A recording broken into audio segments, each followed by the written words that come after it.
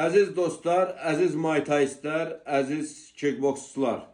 Bildirmək istəyirəm ki, əziz idman əvəzkarları, idmançılar. Bildirmək istəyirəm ki, Kickboks Federasiyası tərəfindən hər zaman yenə də davam etməkdədir.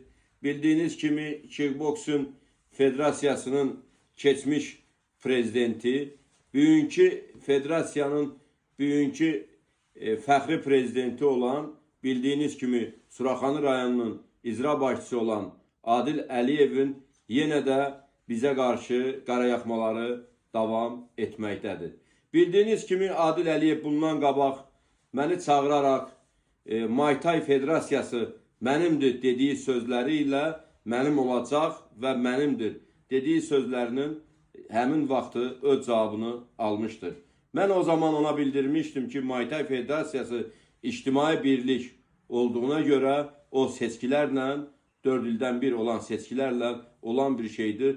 O mənə söyləmişdi ki, seçki zat mənə o qədər önəm deyil. Əsas odur ki, Muay Thai Federasiyası mənimkidir və mənim olacaq. Və Muay Thai Federasiyasının dan qırağa çəkil sözləri ilə, ifadələri ilə mənə bildirmişdi.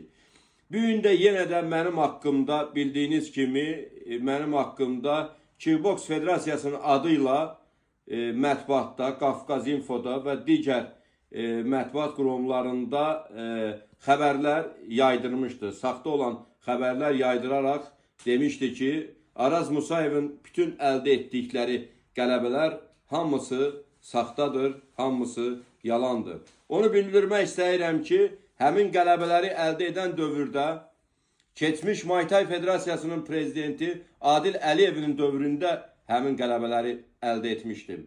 Həmin qələbələr ki, bildiyiniz kimi kickboksda əldə etdiyim qələbələr mənə dövlət başçısı tərəfindən evlə mükafatlandırılmış fəxri idman xadimi ilə təqdim olunmuş və bildiyiniz kimi idman sahəsində ən böyük ada nail olan əməkdar idman ustası Adil Əliyevin təqdimatı ilə almışdım. Əgər mənim bugünkü gündə bütün sənədlərim və idarə etdiyim və göstərdiyim nailiyyətlərim saxta olubsa, bil ki, Adil Əliyevin yazdığı məktublar, göndərdiyi ünvanlar və verdiyi təqdimatlar hər birisi onda saxta adlandırılmalıdır. Ona görə mən bununla bağlı mənim haqqımda verilən məlumatları siz Azərbaycan nümayəndələri